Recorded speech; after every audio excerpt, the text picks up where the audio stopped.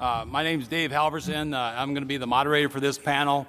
General Perna, thanks for kind of setting the stage for the discussions. And this is really important because as most of this multi-domain operations and how to deal with the strategic support area, it's going to take a diversity of thought and many different thoughts before it becomes doctrine. And even the chief has kind of said, we need this thought as we shape these things. And so today, hopefully the panel that we brought here today can add some specific of the focus areas that General Perna talked about. When you put this thing in strategic concept, or in strategic context, it's really important to think of the why. All of us that have been served in the military have done a lot of different things. And myself, coming out of the Vardy Command from Korea and becoming the chief of plans at CENTCOM when 9/11 happened, truly taught me or understood for myself as a plans chief of what really are about, what's campaign planning. How do you leverage the interdependencies of a joint and combined fight that we really had to grow from and learn from? And it's just like with what Napoleon said, where tactics, our amateurs talk tactics, professionals talk logistics, and what he's saying that you don't have campaign capability until you really understand the why. From an Army perspective, you don't have, we're going to just fight the away game if you cannot project that power. You don't have the Red Ball Express like we had in World War II. You don't have the infrastructure to be able to be the resiliency that we need to fight in this new environment that we talked about, multi-domain ops. And for myself personally, most folks don't realize, obviously when Afghanistan happened, and I looked at it in context, yeah, it's a land-based thing. And when you sit there and have to develop a war plan to say, how do you deal with a land-based operations, you had to do a lot of different things. We had to leverage the whole elements to empower how we got logistics into Afghanistan. General Mattis, when he was the largest operational reach from the sea, folks don't realize we had to, in the middle of the night, put things into Karachi, put it up into the ISB that we did when we launched into FOB Rhino. It just didn't happen. We maintained that lock for a long time. We also had to then develop how we're going to maintain the northern locks, use of rail and all this other stuff, but it took diplomatic engagements, it took a lot of engagements to make sure that we could sustain the combat power. The same with Iraq.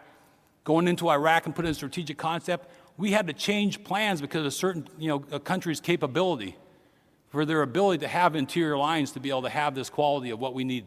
So the 7 focus areas that General Perna talked about are very, very critical for us to have the discussion, so therefore we can make right choices, we can make the right investments, and we can have the balance to project the combat power to fight and win.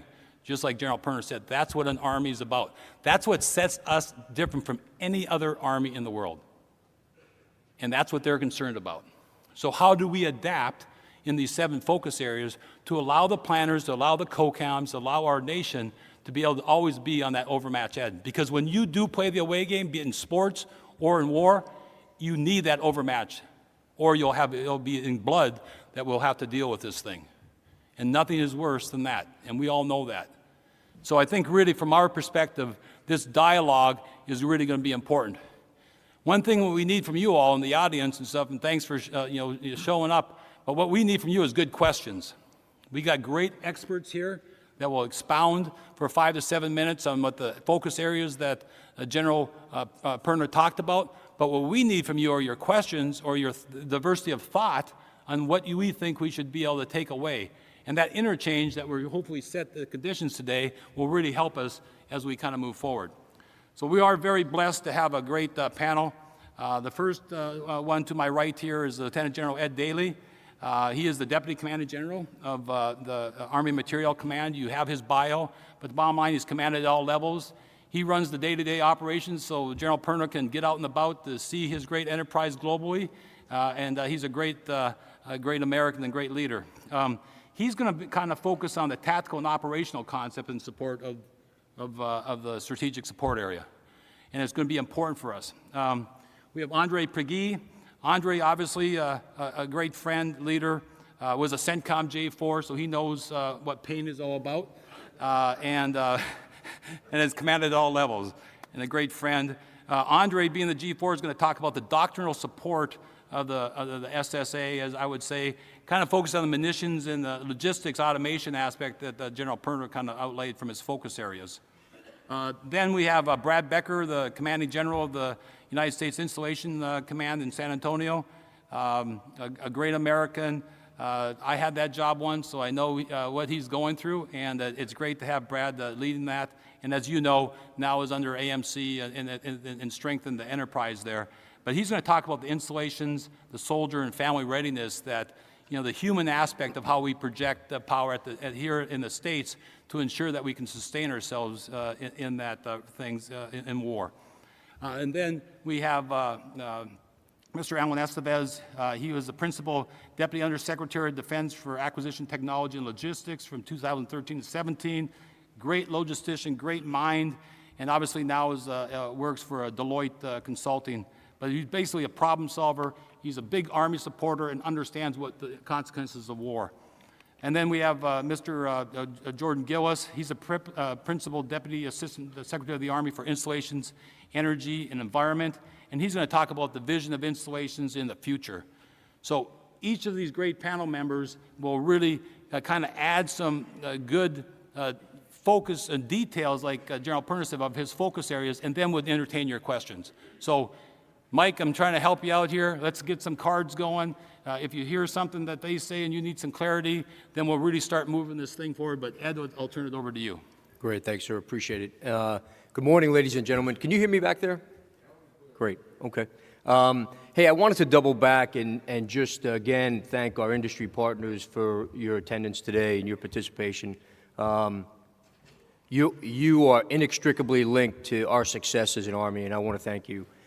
Special thanks to our Army senior leaders, past and present, who are here, to General Ham and AUSA. Sir, it's always a pleasure, and thanks for your leadership over the last several decades. To General Halverson, for moderating the panel, but more importantly for all you've done for our Army, and to Mr. Estevez for your leadership and selfless service. So how about a round of applause for those two gentlemen?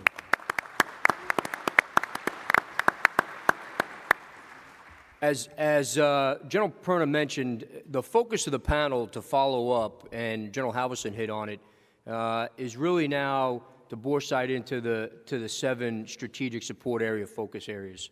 And really focus on how they enable success in a multi-domain environment.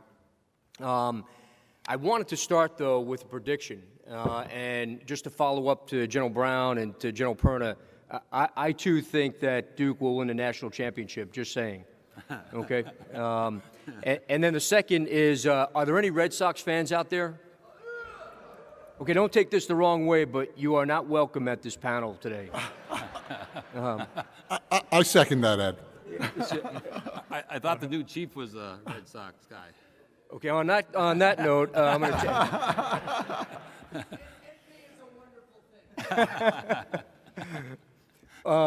so I wanted to start with context on why we can now look comprehensively and holistically at the strategic support area. And in the backdrop, as we all know, MDO 1.5, multi-domain operations concept and framework is 1. The Army Modernization Strategy 2, obviously the standing up of Army Futures Command. But there's a couple other things that I think are important, and General Perna hit on them, but I wanted to reinforce those. The first is, last year, and the Undersecretary mentioned this yesterday, Secretary Esper and General Milley reformed the planning, programming, budgeting, and execution process, PPB process. And in that light, they aligned requirements and funding directly to Army priorities and assigned ACOM commanders as co-chairs for the program evaluation groups, for the PEGs. And so, as it stands now, General Perna, as the commanding general at AMC, has both the installation and the sustainment portfolios and works the programming and budget for it. The second piece is, over the last few months, as you heard General Ham mention, Installation Management Command and Medical Research and Materiel Command now fall under Army Materiel Command. So what does all that mean? So from my perspective, the opportunities here are replete. We can now integrate and synchronize all of the sustainment capabilities within the strategic support area in order to generate, project, sustain, and ensure operational reach and freedom maneuver to forces throughout the battle space during large-scale combat operations and in a multi-domain environment. Additionally, we can continue to reform, anticipate, and resource future requirements, and General Perna hit on it. Tremendously important that we're looking to the future. We can also optimize the support from factory and fort to foxhole, including all segments of not only the distribution process, but the strategic battle space. And as all of you know, when you look at MDO battle space, it really extends from CONUS factories, the organic industrial base, ammunition plants, arsenals, and depots, our mobilization force generation installations, and our power projection platforms, to the joint security area in the AOR, and ultimately to the tactical point of need. Really read that as the close and deep areas in the battle space, and you can see that on the slide. So I just wanted to hit the three of the 7 focus areas that General Perna has talked about in my final 3 minutes. The first is supply availability and equipment readiness. As you know, we continue to make monumental progress in this area, and we're laser focused on improving equipment readiness. General Perna talked extensively about it. The Under talked about it yesterday in terms of the number of BCTs that are ready, 28, 11% overall increase in equipment readiness. So we're getting after it. We're getting better every day in terms of forecasting, in terms of and funding our requirements with DLA and industry, using longer-term acquisition strategies, working to improve both the breadth and the strategic depth of our repair parts and other commodities. We're working predictive maintenance initiatives. We've increased our capital investment in repair parts and other commodities by about $2 billion per year over the last 2 years. General Perna talked about Common Core ASLs for BCTs. They're performing unbelievably well, about 17 to 20% increase in the performance at the BCT level. Our next endeavor, as he mentioned, is to focus on the combat aviation brigades, which we think will yield the same increased performance as well as the umbrella ASLs. We've started to make tremendous improvement in terms of the Grow the Army initiatives, getting equipment on hand to the SFABs, obviously to the 15th and 16th ABCT, and then just focusing on EOH across the Army. Over 1,000 units now have significantly increased their EOH ratings over the past year. Second, in terms of the OIB, so the sustainment, modernization, and facilitization of the OIB, the Organic Industrial Base. We're investing billions in munitions procurement and OIB modernization to bring our 20th century facilities into the 21st century, buying state-of-the-art equipment, machinery, focusing on infrastructure. A long journey, but we're starting down that road, and you heard General Perna talked about historical context between 1937 and 1941 and the importance of surge capability. We're reforming the way we workload our depots and arsenals, revitalizing the use of repair cycle floats as seeds for depot and tying workload to the sustainable readiness model, making sure that we focus on maintaining the artisan workforce so they can produce quality, as General Perna mentioned. We're maximizing public-private partnerships with industry. And the bottom line is that we're leveraging the power of the organic industrial base and our artisan workforce to drive and support the readiness and modernization efforts of the Army. And then last, strategic power projection and setting and sustaining the theater. We're ensuring our MFGIs and power projection platforms are ready to project the force worldwide. I wanted to note that for Army pre-positioned stocks, so we now have the strategy of 2028. It's nested with the National Defense Strategy. We continue our efforts to configure APS with all of its components of end item, BII, C5, ISR systems installed. This reduces speed of response, enables us to be able to vector the requirements to the tactical point of need very, very quickly. We're continuing to work that hard to get even better at that. And then we're exercising APS. We haven't really done this much over the last 10 years plus. We've done it in isolated situations, but we're doing it much more, and that's part of the going forward strategy. This way we get reps, training repetitions, and we can do it faster with every repetition. We just completed the BCT rotation to CENTCOM AOR for APS 5. and we're exercising APS-2 in Europe as we speak. And then the last piece is that we are revamping the way we do log cap. We're changing the organizational design and how we do log cap. In fact, log cap used to be just OCONUS. We're using it CONUS now, and we're getting ready to transition to log cap 5, which really sets the theater even more in preparation for large-scale combat operations. The last piece I did want to mention is that over the past year, we've deployed or redeployed 84 brigade equivalent units worldwide, using 18 CONUS-based ports of embarkation and 17 OCONUS-based ports of debarkation. And that really enables us to get training repetitions and exercises, our ports, our rail lines, and obviously our military and commercial strategic lift assets that General Perna mentioned. And so I'll close there, and I look forward to your questions. Aundre? Hey, thank you and good morning. And thank you to AUSA and General Ham for another spectacular symposium, sir. Thank you. And to General Perna and General Halverson, my former old mentor and boss, thank you for allowing me to participate in today's conference. And I just want to give a shout out to General Brown. I think he looked marvelous in that Army green uniform. Ooh. Sir, thank you for displaying that. General Estevez, Mr. Estevez was reminding me that a lot of former G4s have a lot of scars as we transition uniforms. And I have just a couple of scars that I am proud of for that uniform, but it looks good, and thank you, sir. Just a couple of quick comments about doctrine for this MDO and how we sustain in the strategic support area. CASCOM has been working diligently and changing and modifying how we think we will operate in a very diverse, large-scale operation as we look at doctrine. And I'll just talk just very quickly from a couple aspects of what we think the changes will be. MDO will put a greater liability on sustainment, we think, and will require multiple sustainment options for commanders to be successful.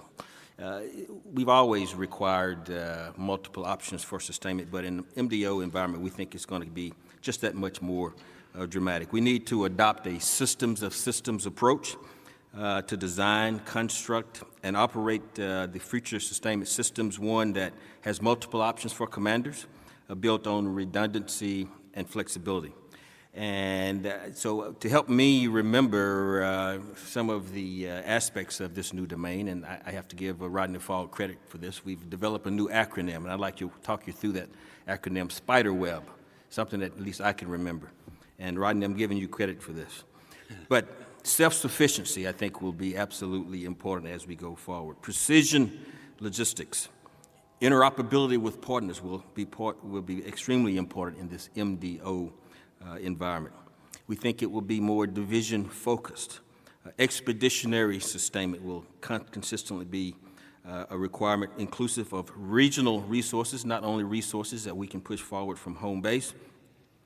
Widely dispersed, we think MDO, and I know General Brown and General Perna talked about that requirement as we go forward. Enabling mission command using ERPs. I know General Perna's talked about that, and I'll talk a little bit more about that later in my discussions. And using and taking advantage of balanced forces, spiderweb. We think this is what operating sustainment in a multi-domain operation will entail in the future. Now, central to the concept of independent operations is movement and maneuver cannot be sustained in a multi-domain operation environment if tethered to traditional supply lines and quantities of supplies. Think of those old iron mountains that we've had in times of past.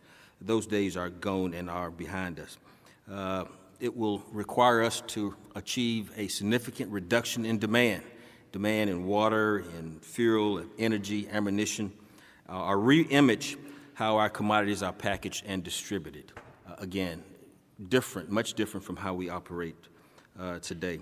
And we must continue to identify the right innovative approaches as we redefine delivering sustainment at the point of need when it's required. And General Perna talked a good bit about that in his remarks. Let me quickly shift to munitions. At the end of 2018, we still were short what we consider preferred munitions, and we did not have the right munitions at the right place and at the right locations. We've done a lot of work, made significant investment, And we think by the end of 21, we will have sufficient munitions to meet or exceed our projected requirements for all preferred munitions. That's our goal. We've made significant investments and we continue to improve. We're also reinvesting in key munitions to extend the life of those munitions. For example, the reactive armored tiles and the 120 millimeter high explosive tank rounds. So taking advantage of modern munitions as well as extending the life of those munitions that we intend to continue to use as we go forward. New munitions like the precision guided kits and 30 millimeter main gun upgrade for our Striker systems is another example of how we extend the life our procuring new production munitions for the future. Still a long way to go. We put a lot of effort into repositioning munitions in the all things Pacific and munitions environment, and I think you all are tracking that, but we still have work to do. It's important that we not only have the munitions, but put it in the right locations. We have to balance the right locations with the specific storage requirements, both in CONUS and at forward locations. So we're working through all of that, and it's working very well. Last thing I'd like to talk about is logistics information, which John Perna talked about the importance of that, and we think this is the wave of the future. Big data. All of us talk about big data. Big data is coming out of our ears. How do we take advantage of that data where it's usable and where commanders can make informed decisions? We think that will be absolutely critical as we execute large-scale ground combat operations, and hopefully we'll have a continuous integration of these multiple network systems in a secure environment, in an MDO environment. We have, for the first time, deployed the Global Combat Support System Army, G-Army affectionately known, throughout the Army, where the first time we have one system that manages both aviation and ground. We've consolidated property accountability with maintenance and supply that provides us that common operating picture that we need. Great success, but it still is not at end state, and we have much work to do. We need to take advantage of this data that we can provide better predictive maintenance, where we can see ourselves, not only from a combat environment, but the ability and the resources in our supply chain. Condition-based maintenance plus. We're asking Army Futures Command as we produce new weapon systems to have sensors that reside on that equipment, but we're trying to recalibrate our equipment that exists today that we can use and take advantage of this condition-based maintenance capability that exists today. And we're having some success with that. Better forecast of the demand as we work with DLA. It's incumbent upon us to be able to lay out our requirements for future battles now so that we're not swinging behind the pitch. Taking advantage of additive manufacturing. This capability exists today and we think has potential to be a game changer. A lot of our industry partners are already taking great advantage of additive manufacturing. One example, about 6 months ago, we found ourselves with 150 MRAPs deadline, non-mission capable in Korea, for a $2.50 part on our wheel wells for caps that were framed that were part of the fire suppression system. Well, we have deployed capability to Korea that can fabricate these parts. This $2.50 part, we had a backlog in our system where it would have taken us 6 months to resupply those parts, but we were able to 3D print those parts in the span of about 4 days. That's combat readiness that we delivered at the point of need today. We have to be able to better take advantage of that. Our supply distribution is another aspect that we have to refine and revolutionize, taking advantage of autonomous ground and air vehicles. You've heard our Chief of Staff talk about that. Manned and unmanned teaming vehicles is another construct that we've talked about. And we have to integrate. John Perna talked about integrating our ERPs. We have a personnel system, IPSA, we have GFIBs, our financial systems, and today we really those systems do not collaborate well. In the future, in an MDO environment, we have to be able to have a fully integrated and synchronized system that works well together. So I'll stop there, but all of these systems is how we plan to utilize and improve sustainment as we move forward in an MDO environment. And I look forward to your questions. Thank you. Brad? All right, well, good morning, everyone, and General Ham and to AUSA, thank you not just for the symposium, but for what you do every day for our Army. I also want to thank General Halverson for moderating this panel, and I also want to thank General Perna for his leadership and vision in operationalizing the strategic support area and bringing all of the strategic support area capabilities and responsibilities under one command. I think this will be very powerful in the future. For those of you who are not familiar with Installation Management Command, as you heard from General Ham at the beginning, we are now a major subordinate command underneath Army Materiel Command. Again, I also have to thank General Perna for the timing. That was perfect just as we hit these major housing challenges. My phone was ringing a lot less and his phone was ringing a lot more, so it was impeccable timing, sir. Thank you very much. Yes, sir. Well, Sherry was thrilled. IMCOM, just a little bit about us. We're about 55,000 people. We have 5 two-star level directorates. 2 are regionally aligned, 1 in the Pacific, 1 in Europe, and 3 are functionally aligned with Army Materiel Command, FORSCOM, and TRADOC. We're responsible for the infrastructure and for synchronizing base operations and base support for 75 installations in 12 different countries and 122 sub-installations. It's a big command worldwide, and the budget about $11 billion. As General Perna noted during his opening comments, our installations, we have to think of them a little differently. It's not just where we live and people go to work, but our installations are where we build readiness and where we project power. This is where the Army builds its military might. So we've got to invest in our installations just like we're investing in our new equipment and our equipment that we're going to use to fight in the future. We have to invest in our installations, and we have to protect our installations as it will increasingly be challenged in the future. They will be part of the contested environment. In coordination with the ACOMs and ASCCs, IMCOM established 5 priorities: infrastructure, protection, support to training, soldier programs, and family programs. And these 5 priorities, which we've been operating with for about 18 months now, are nested well with the AMC key focus areas of installation readiness, strategic power projection, and soldier and family readiness. But just like with any command, and IMCOM's no different, there are many more requirements than there are resources. So these priorities require ruthless prioritization. We have to look at everything we do at our installations and ask ourselves, does this directly support readiness or power projection? And if it doesn't, then should we be doing it? And even if it does support readiness or power projection, is there a way that we can do it better, smarter, and cheaper? Because there just isn't going to be more money. Some of the things that we're investing in FY19, just to give you as part of the looking at installation readiness, strategic power projection, soldier barracks, ranges and training facilities, our mobilization force generation installations and power projection platforms. We are ramping up our sustainment on how we sustain our facilities from the 70% range up to 85% in FY21, 90% in FY24. And we're relooking, along with General Perna, and that's why it's great having a 4-star command. We're relooking our facilities investment strategy that will, instead of looking at military construction, sustainment, restoration, and modernization as separate pieces of the pie, bring those all together into one strategy for our facilities, for our infrastructure, and across all of the PEGs and MDEPs, not just within the installation program evaluation group. Now, as we look at this and how we're going to invest in our facilities in the future, realizing that there's not more money, we've had to take a good hard look at our soldier and family programs.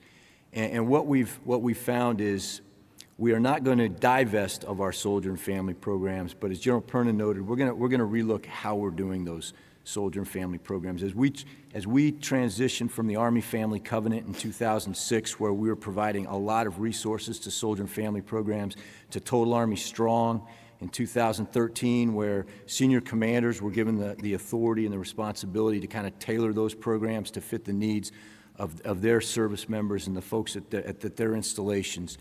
We've got to take a good hard look at how we can better leverage the local community, online services, military one source.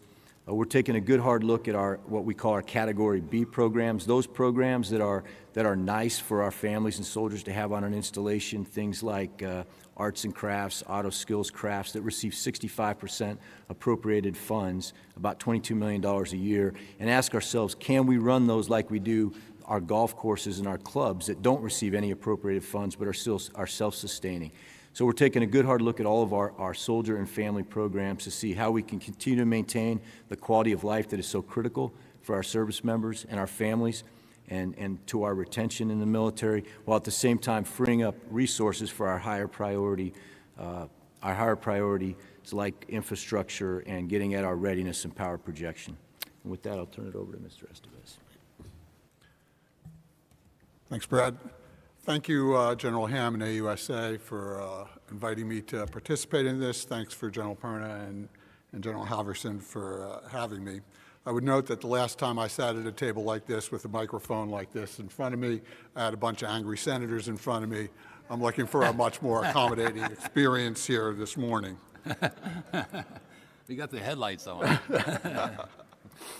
I also want to apologize to General Daly for throwing a fastball at him with a question last year at AUSA. Feel free to get me back this morning. Oh, good, sir. It's all teed up. There we go. Couple of thoughts. It was a 95-mile-an-hour fastball right on the outside corner. A couple of thoughts about the strategic support area and multi-domain operations, both from my past position in the Pentagon and from my current role in industry. First of all, when you look at that, you have to start off with the foundational concept here, that the Department of Defense is not a business. We keep talking about it like it's a business. We keep, especially in the strategic support area, where there are business-like operations. But the reality is, when you design a sustainment system, you have to start at the tactical edge and decide what impact it is that you're doing back here. How does that impact combat capability? So it's not all about weapon systems. It's about designing the systems and processes that put that combat power in the hands of our forces as they deploy and engage the enemy. So it goes back to what General Perna said. It's about, you know, the Army is about defending the nation and defeating the nation's enemies. And if we start off with that fact, we can start off about thinking about what investments we need to make in the strategic support area. Because what tends to happen is we look and say, that's a business operation, we're going to take the money, and then you wish you didn't when you can't impact the battlefield. And we have to understand that role. I used to make that point all the time when I was talking about the logistics system. And the reality is we haven't paid enough attention to that area. I mean, I'm surrounded by my installations friend here, and we chronically underfunded installations during my time. And it was a decision made because of budgetary issues. But when you're funding when you're supposed to be funding at 90% of FSRM and you're funding at 70%, you know, you're digging yourself a hole that you're going to have to pay the piper on at some point. And you at least need to have the discussion and understand what you're doing with those kind of investment decisions. Which brings me to my next point. The Department of Defense is awash in data. We make these strategic decisions with very little data, but the reality is there's a lot of data out there, and we are leaving that data on the table. The department's leaving that data on the table. So perspective, we have an industry where there's lots of capabilities and tools to get that data, accumulate that data, and use that data. You know, AI is not just for weapon systems. AI is for making business decisions or operational decisions. And we need to adapt those tools and capabilities inside the Department of Defense.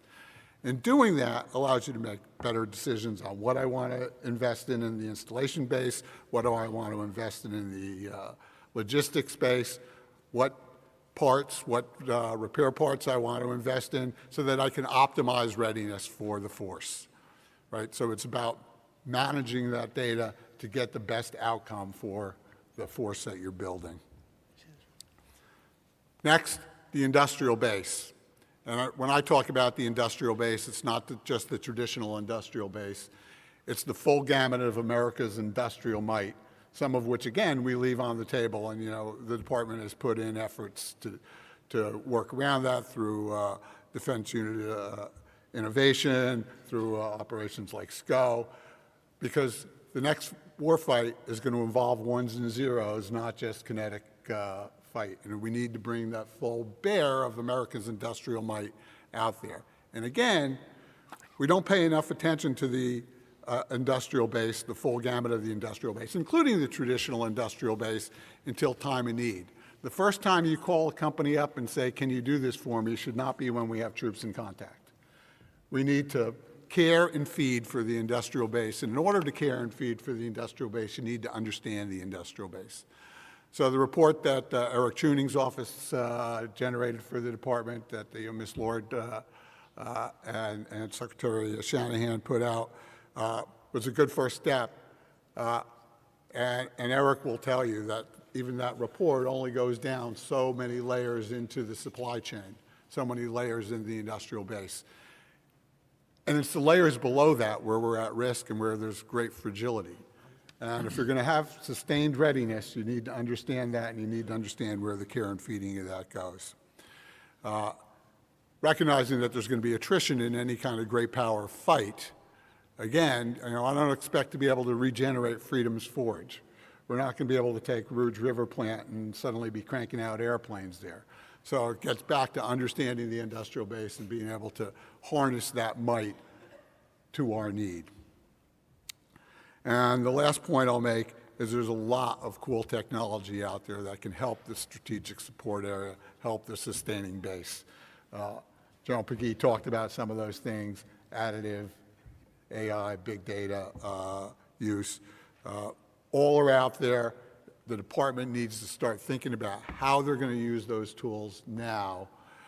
We chronically end up behind industry in those capabilities. And the way to not end up 10 years behind industry versus 20 years behind is to jump into the pool before the pool is ready. And I encourage the department to do that. And with that, I'll end and I'll turn it over to Jordan. I look forward to your questions. Thanks, sir. All right, make sure I did this right. All right, good. Good morning. Again, thanks to AUSA for having me and putting together this panel. Congratulations to everybody. You made it to the last panelist. I've got 7 minutes to talk, and that includes a 6-minute video. So any of you who've ever heard me speak are probably doing some quick math, and you realize this might be your lucky day. But seriously, I will be brief. What I want to show is a video that demonstrates what we envision some of the threats are to installations now that installations are firmly within the strategic support area of multi-domain battle. Basically, this video kind of summarizes what keeps me up at night, so I wanted to share it with you. Video.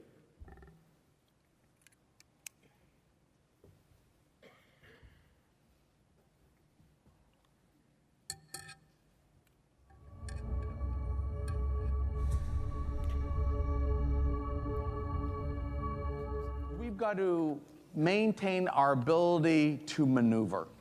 We maneuver information and we maneuver leadership to get to a position of advantage. Installations are the initial maneuver platform of the Army.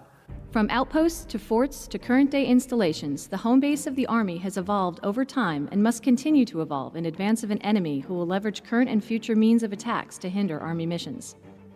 Technology creates opportunities for the Army, but also opens up a new realm of vulnerabilities that must be guarded against. Installations are where soldiers live, raise families, train, generate combat power, and conduct warfighting missions. They are part of the modern battle space and thus are subject to attack by an enemy that will leverage conventional, unconventional, or new technology to its advantage. Emerging threats have changed the Army's operational environment. In response, the battle space has expanded. We need to reconsider how we view Army installations. They are part of the strategic support area that stretches from the homeland to initial point of entry.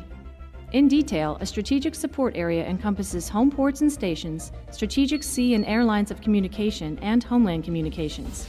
Traversing through and operating within the strategic support area will undoubtedly require acute cross-combatant command coordination.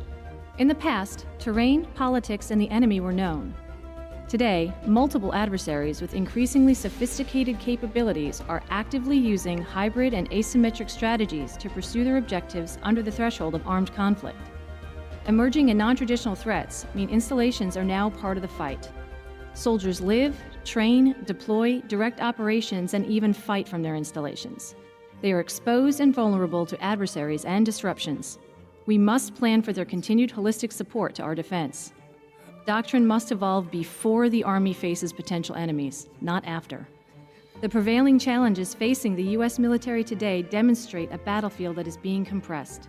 Yet the framework for multi-domain battle is geographically massive. Inability to assure communications and domain superiority is an entirely new challenge that must be addressed. Our adversaries will seek to strip away the Army's ability to maneuver using cyber, information, and unconventional warfare to deadlock our soldiers and leaders and decouple Army warfighting functions one by one. On July 27, 2017, Popular Mechanics published an article about a Russian drone flying over Ukraine carrying a single thermite grenade which destroyed the largest ammunition depot in the world, killing one, injuring 5 others, and causing over $1 billion of damage. Exploiting growing vulnerabilities of soft targets on military bases, unconventional saboteurs are using readily available consumer drones not to inflict mass casualties, but to create havoc and take away their adversaries' ability to maneuver. Commercial drones are readily available, and reports of incursions into no-fly zones and around military installations are increasing and are cause for alarm and active defense plans. The adversary can use the most routine of devices to impede the Army's mission. We must take a lesson from Ukraine and prepare for this type of attack. A unit is making preparations to deploy. By monitoring social media feeds, an adversary can monitor base operations and activities by what soldiers and families share on the web. Through observation and the information gleaned from online sources, a picture is painted providing the adversary the ability to hinder deployments by destroying a section of the travel route. Past incidents have instilled in the public psyche the possibility of risk to the homeland. Adversaries could create a false narrative, perhaps one even rooted in actual events, of a chemical spill or biological agent release that could cause widespread panic, forcing widespread evacuations.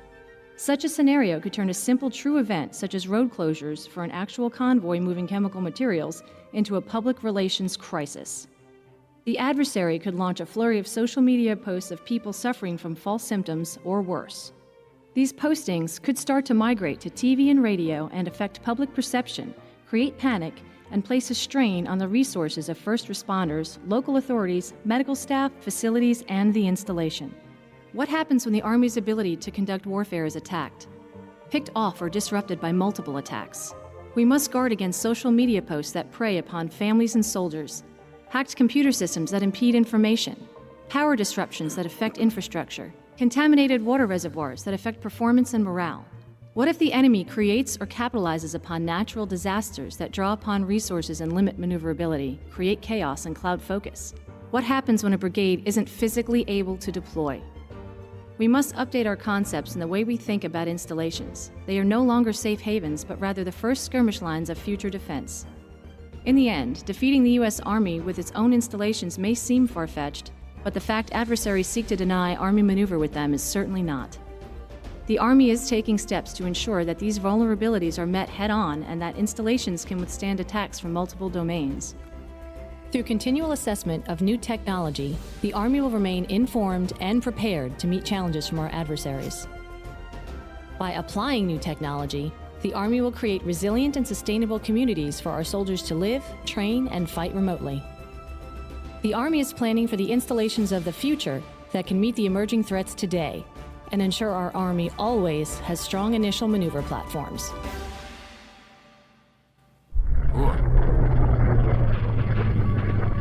All right. So a couple things about that. One, when we talked about generating combat power, the graphic was of some paladins firing, and I take full credit for that. Excellent. In the video. But the real point is that installations are no longer safe havens. And this has a real impact on our mission, given that installations are our power projection platforms and are increasingly the places from which we fight. The bottom line is that the battle space is changing and that the threats are changing, and multi-domain operations recognizes this. So what? Well, so here's what I believe, and I believe we're starting to get after it through the lines of effort that General Perna and General Daly talked about. But our Army installations need to be resilient, efficient, effective, and affordable. So resilient, to me, that means not reliant on off-post power or water, able to complete critical missions in the event of a grid or water service disruption. Efficient, I envision that future platforms will require more energy and not less, which means we need to keep a close eye on how we use that across the installation. effective. So thinking of future state stuff, you know, imagine an installation or a facility where you've got advanced building controls, monitoring to help make sure that building is doing what it is supposed to do. And then finally, affordable. So a couple folks have mentioned the aging infrastructure and the challenge that poses, and that extends beyond housing to, you know, motor pools, administrative space, training facilities. And so in the future, I would envision us being able to use data to make data-informed, real-time decisions on how best to address any of those shortfalls and build the installations of the future that we need. So that's all I have. I'm way over time. Back to All right, good. Well, thanks. The good news, we have a lot of cards and a lot of questions, and so now we're going to start throwing those fastballs. How's that sound? Since Ed likes to hit a 95 on the edge corner. Hey, first of all, does the multi-domain operations fundamentally change the way the Army and AMC specifically, you know, has to prepare for war or fight war? I mean, does it fundamentally change, or what's your thoughts, Ed? Or Ed, you want to? I can start. So I think it does. So if we look at history over the last 15 years, we've been more focused on a coin environment, and now we're migrating over the last couple years to large-scale combat operations in support of a multi-domain environment. So the scope and magnitude of the logistics requirement throughout the battle space becomes much more exponentially higher.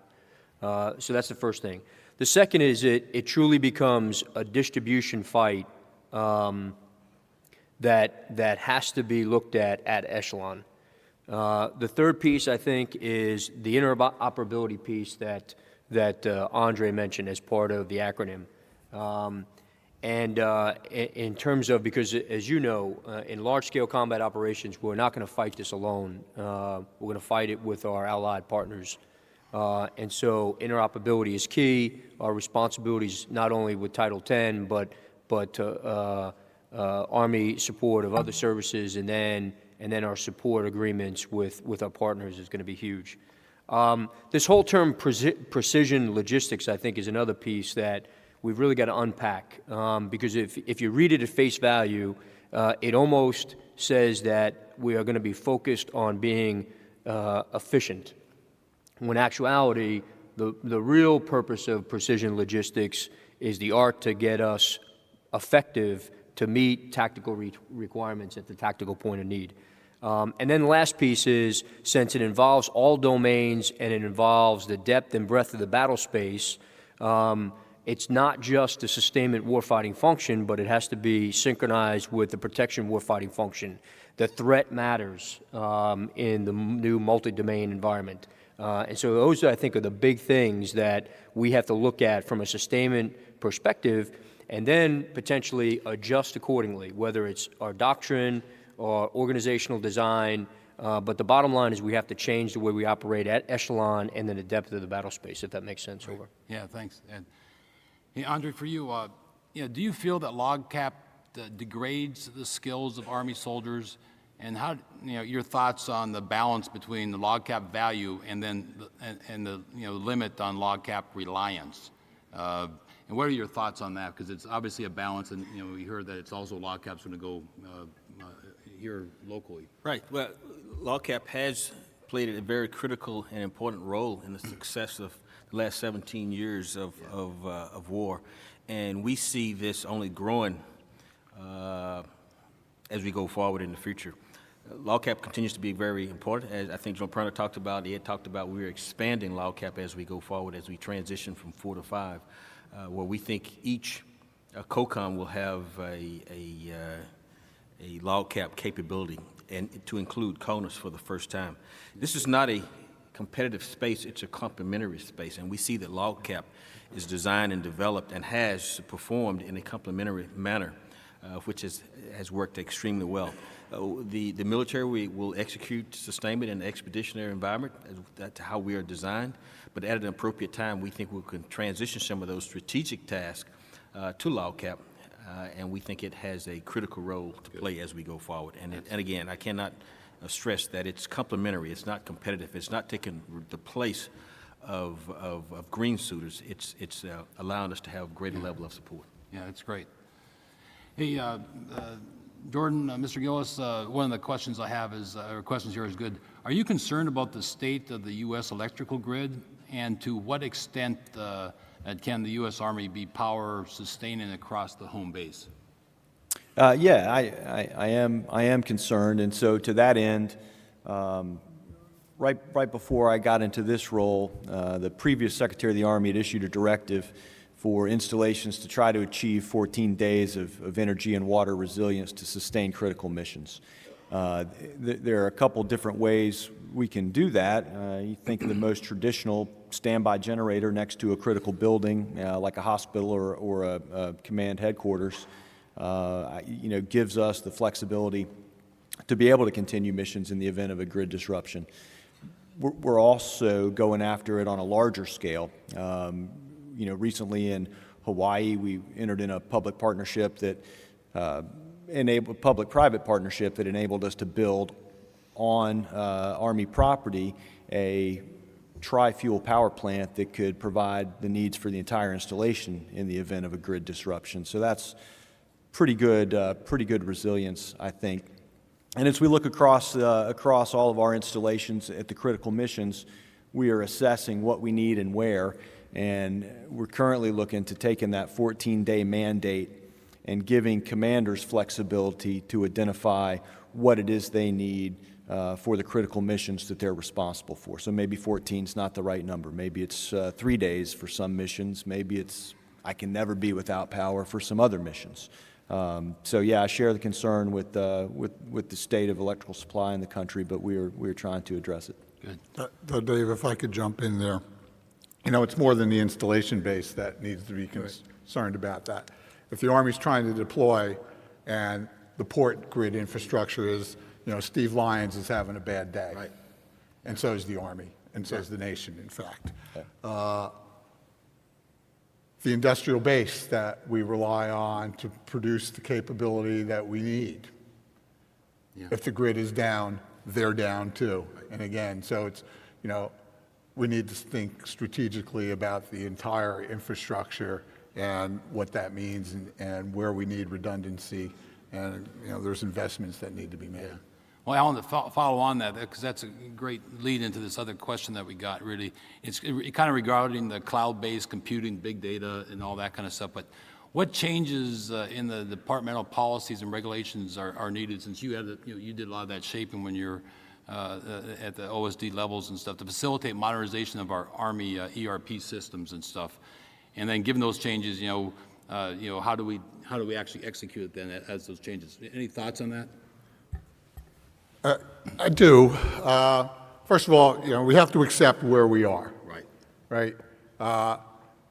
To say, all right, we're now going to move to like a one ERP, that's just not going to happen.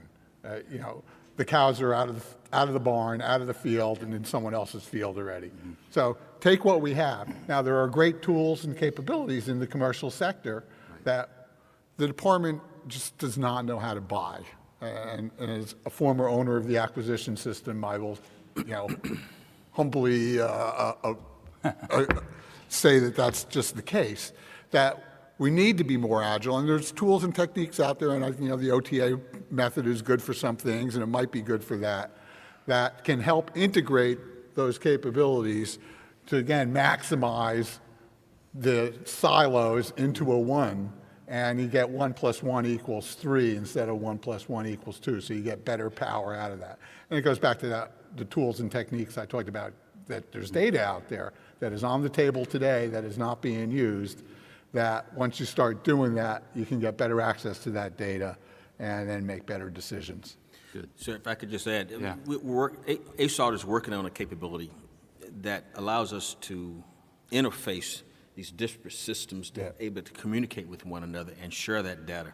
I think that has a tremendous amount of power and potential if we can develop that capability, where we can take multiple either ERP or non-ERP systems, allow them to be able to integrate, synchronize, and share information, and then process that process that in a form where we can make informed decisions. And I think that capability exists.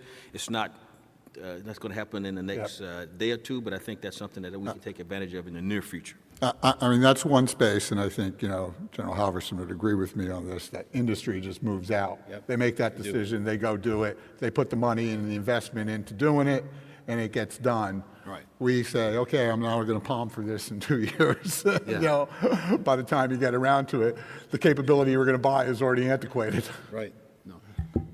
Here's a question, and Brad, this is for you, and if you want. Do you expect any change the way IMCOM uses its purchasing power to invest and manage its infrastructure now that you're aligned under AMC and just kind of centralize or versus regionalize your support contracts? Any thoughts on how you're looking at contracting now? Well, on the contracting side, we were already moving out on that. A huge part of our overall budget is contracts, especially our base operations, our base support contracts. So we brought in an acquisition specialist who's taking a hard look at our contracts and looking at what's called category management, which is not an uncommon term in the contracting business.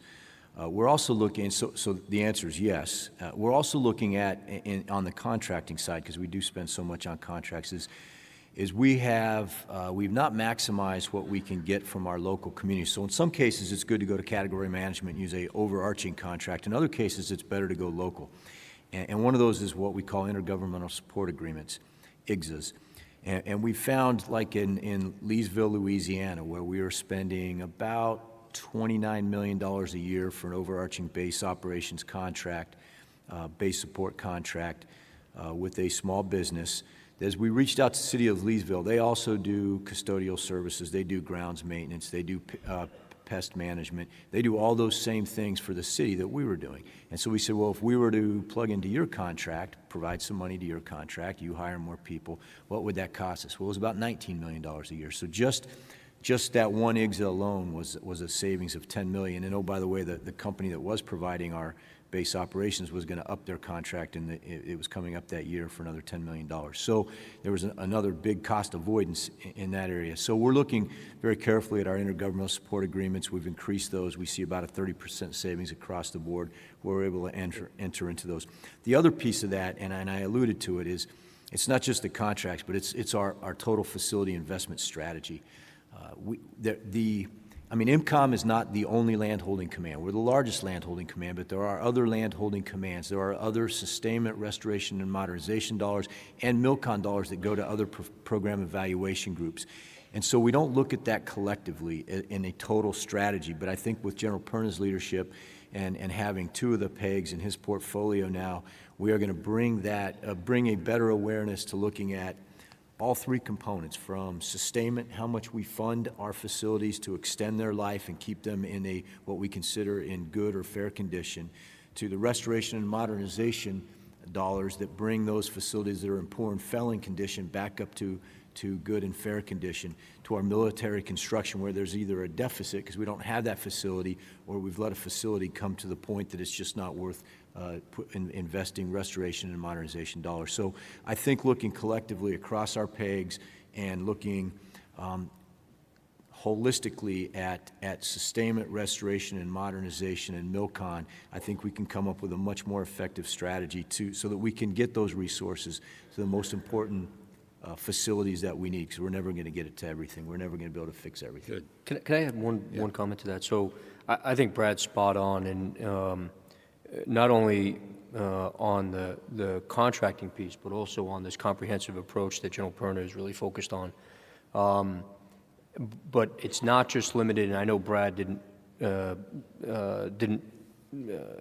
wasn't going against this, but what we're looking at is just not government housing, barracks, but also power projection facilities, office space, all those things, everything that competes for the pots of money that Brad just mentioned. And so I do think it's holistic and comprehensive going forward. And so I think he was spot on in terms of how he approached it. Ed, let's give it to you, and then maybe Alan, you could follow into this one. As systems become increasingly connected, especially in the advent of the Internet of Things, and is AMC concerned about industrial cyber and what steps and the risks that you see, be it in the installations and the, the critical infrastructure aspect of it, to your, depot manufacturing automation systems. Are you looking at that holistically now as we look at the risks that we do have within our force? Yeah, so the answer is absolutely. We know this is critical. The cyber threats are real, as we know. The organic industrial base are those some of those high-value assets that we got to make sure that our systems are still working so we can keep production lines going. We can continue to get the effects of the organic industrial base that they're intended to achieve. And so several different initiatives in terms of, one, identifying our vulnerabilities in terms of cyber and the threat.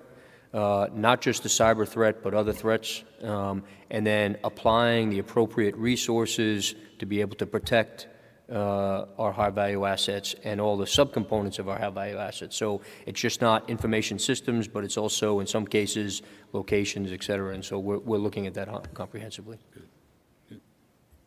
Well, this is the area that kept me up at night in my last job. I know, that's why. It still gives me nightmares. Yeah, I know. Couple of things. One, the logistics system is probably the most vulnerable point for the department, and Transcom gets attacked like every second. And their carriers as well. From a cyber perspective, I worry about the theft of tech data. We put out a standard that said follow NIST standards. For my industry colleagues out here, if you're following NIST standards, recognize that you are now at the lowest common denominator, right? It's your IP, it's your livelihood that is being stolen out there, as well as the impact to the nation, which should bother you. If it doesn't, then you're in the wrong business. The department needs to understand those vulnerabilities. The department needs to figure out a way to incentivize industry through contractual mechanism, and it's not just follow NIST standards. It should be, if you exceed and do these things, we'll give you best value credit.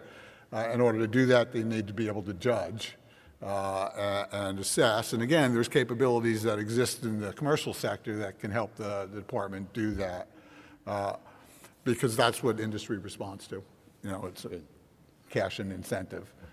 And they should be doing it for their own self-interest. But another way to get at it is through those incentives, and we need to figure out how to do that right. Good. Well, thanks. Hey, Aundre, this is in the context of a major conflict, which includes allies using U.S. equipment like Apaches, other things. Do you foresee repair and replacement priorities challenges across the nations who will all need to maintain the capability levels? I mean, if so, how do they mitigate? So we have obviously foreign military sales is big, and how you have coalitions. Do you see that, or how are you thinking about that in this MDO environment? We are. As we talked about, this will be a multinational joint fight that we will rely on our international partners heavily. Our FMS program is extremely important and viable. That works extremely well.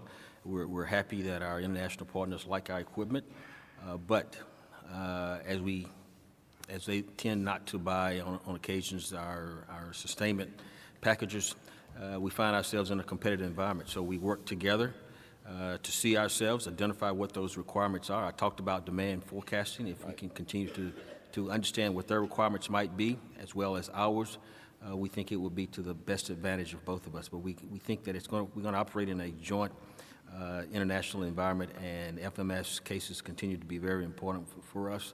And we are, I know Army Materiel Command, along with DLA and others, are working to ensure that we have sufficient sustainment stocks available, not only for us as well as our international partners. This whole piece, if I could just add, that Aundre brings up is, I think, critical. General Perna's mentioned it several times, is, in trying to achieve strategic depth, it's very, very difficult when the production or the manufacturing rate is X, and we have not just the U.S. competing for those repair parts, but other countries as well. And so we have to achieve over time, in concert with industry, enough strategic depth to support large-scale combat operations, just not from a U.S. Army perspective, but from a joint multinational perspective, as Aundre mentioned. This is the one thing that we really got to focus our efforts on. And General Perna has focused on this for a while, and we're just turning the corner on it now. Yeah. Ed, how about this one? You mentioned about repair cycle floats. What is AMC doing with repair cycle floats? Yeah, so that's a great question. So you heard General Perna mention repair cycle float. Just in 20 seconds, I think it's important to just level the bubbles on what repair cycle floats are, because I think there's some misconceptions out there. Repair cycle floats are not operational readiness floats. So they're not the stocks that are maintained in the old days at units and changed out when a system becomes NMC for whatever reason or catastrophic failure of that system.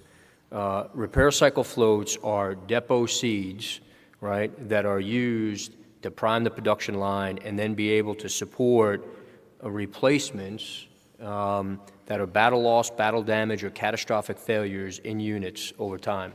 And so what we found over the last decade or so is that repair cycle float accounts, in other words, those systems that we need at depots to have that's our flex, have been zeroed out for the most part from the Army acquisition objective. So we're revitalizing these repair cycle floats so that the end state is that a brigade combat team, for example, for an M88, right, who has a combat vehicle exchange candidate that, because of op-tempo, has been worn down to the point that it's not mission capable and won't be for an extended period of time, that we can take one of these repair cycle floats and replace it out. And so we maintain the readiness, and we do it within the SRM cycle for BCT. We're starting that. Ms. Adams, you know, the EDCG at AMC started a pilot. We've really gotten after that with CCOM, C5 ISR systems, and Randy Taylor at CCOM has done that.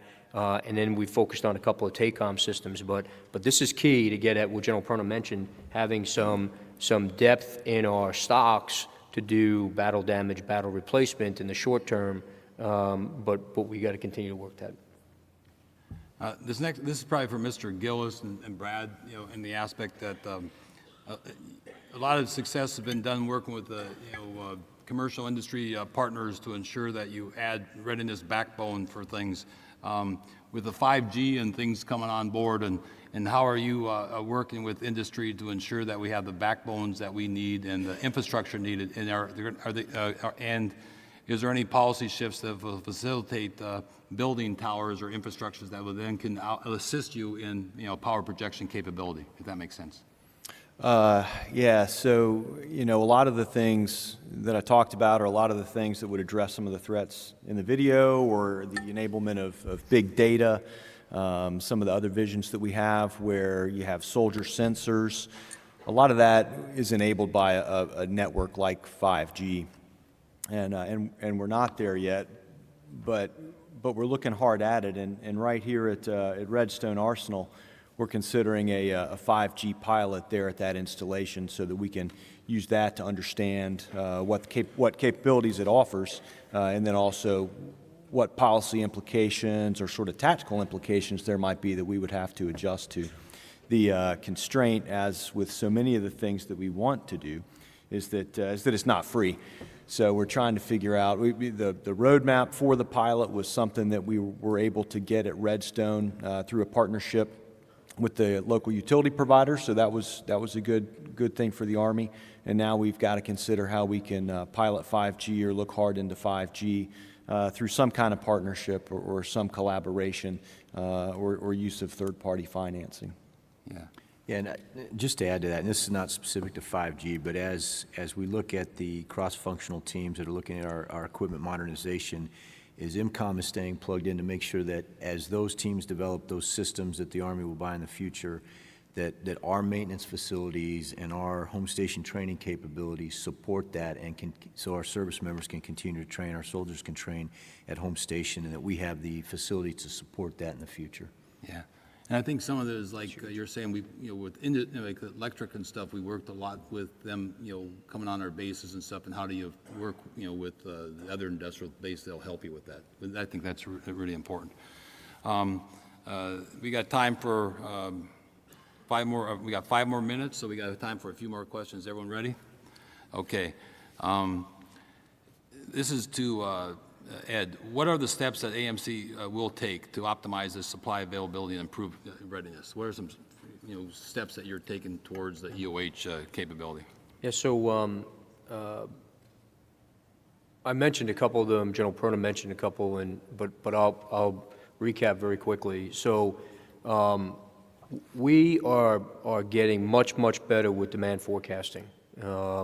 In fact, our demand forecasting error is significantly lower than it has been in the past. What does that mean?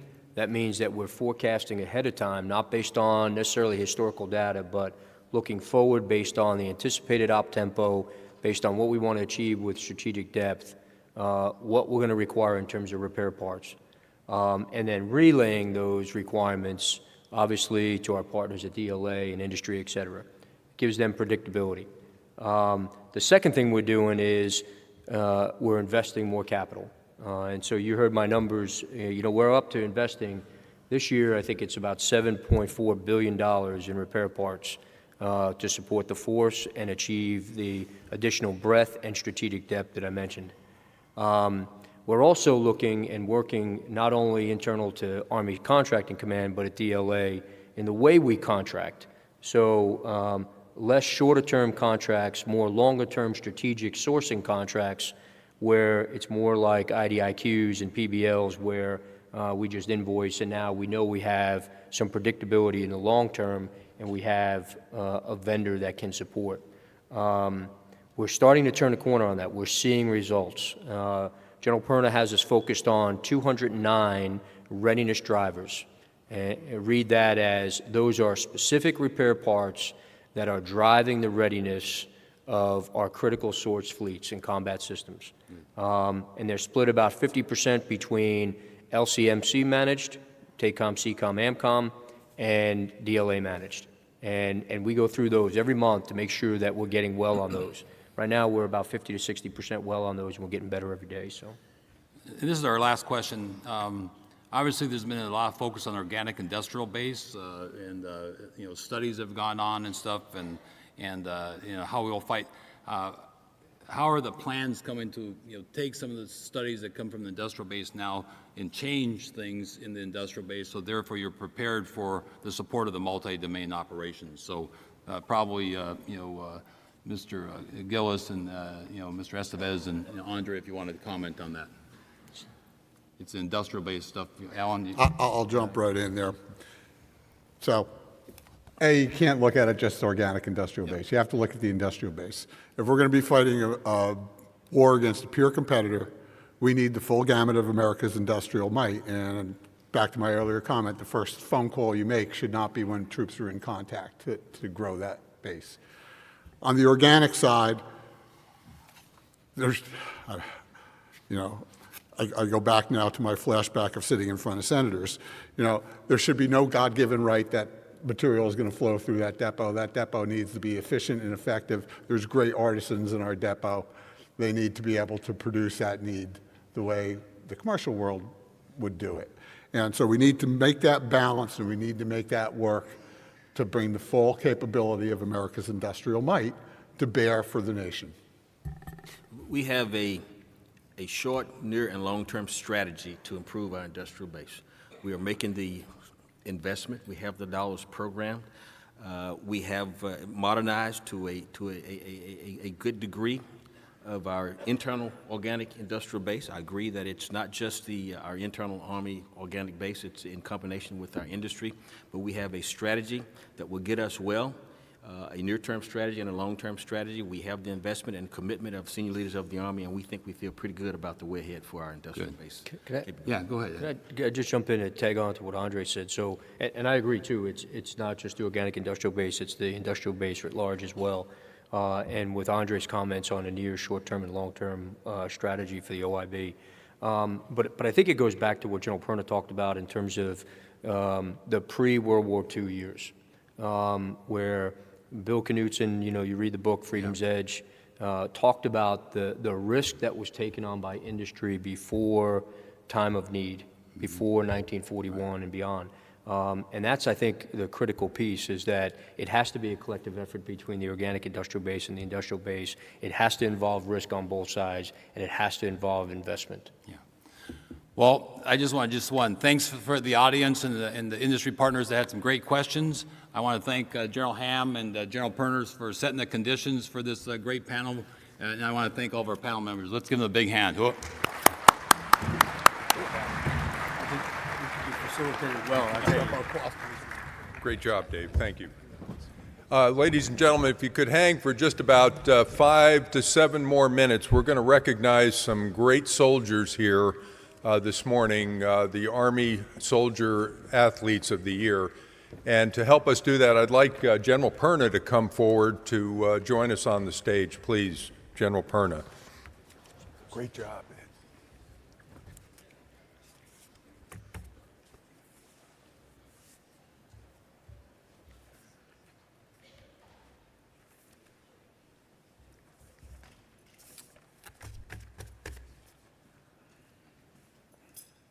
We're going to take a few minutes to recognize the 2018 Army Soldier Athletes of the Year, and I'd like to ask Sergeant Michael Melendez Rivera to please join us on the stage.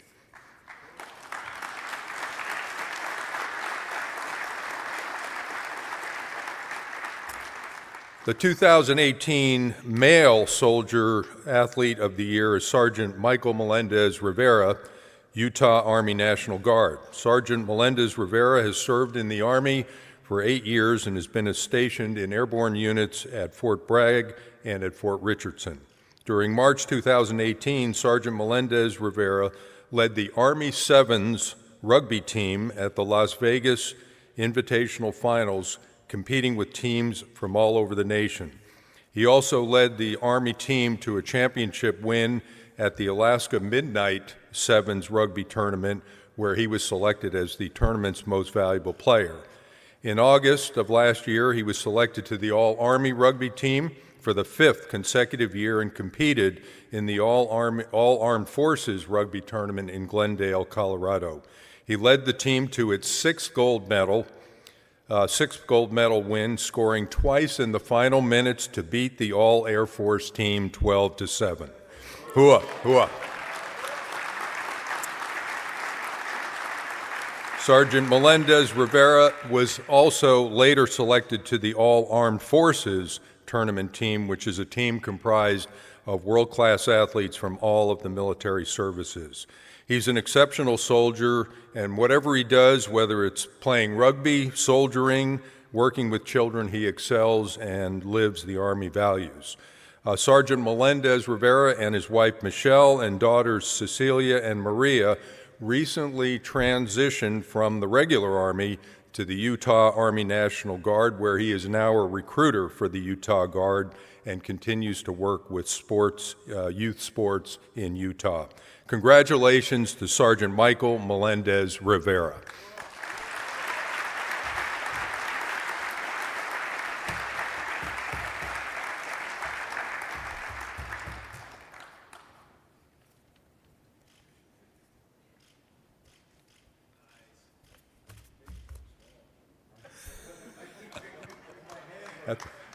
That's a strong man there, strong man. All right. The 2008, thank you. I'm just going to announce the other two. Yes, sir. The 2018 Army Female Soldier Athlete of the Year is Captain Justine Stremick, currently assigned as an emergency medicine physician at the Fort Belvoir Community Hospital. Sergeant Stremick has been in the Army for 5 years and can't be with us because she just returned from deployment to Kabul, Afghanistan, where she worked as the Chief of Emergency Medicine. Her leadership on the court was instrumental in fostering cohesion and building a winning team for the 2018 All-Army Women's Volleyball team this season. Captain Stremick was a key contributor offensively and defensively in every game during the USA Armed Forces and CISM International Volleyball Championships. Let's give Captain Dr. Stremick a round of applause. And last but not least is the 2018 Army Soldier Coach of the Year. That's Staff Sergeant Custodio Felix III. Sergeant Felix is currently en route to his new assignment at 1st Corps at Joint Base Lewis McChord, and he can't be with us today. He's been in the Army for 14 years and has completed 2 tours in Afghanistan in support of Operation Enduring Freedom. He coached the 2018 Exclusive Bats Military Co-Ed team to its first United States World Championship in Viera, Florida. The team finished with an undefeated record of 5-0, and it was ranked as the first place team of 25 co-ed teams from around the country. He also coached the 2018 Military Men's Varsity A team to a world championship at the All-World Softball Winter Military Tournament in Las Vegas. The team placed first out of 16 teams with an overall record of 8-1. Let's give Staff Sergeant Felix a round of applause, the 2018 Coach of the Year.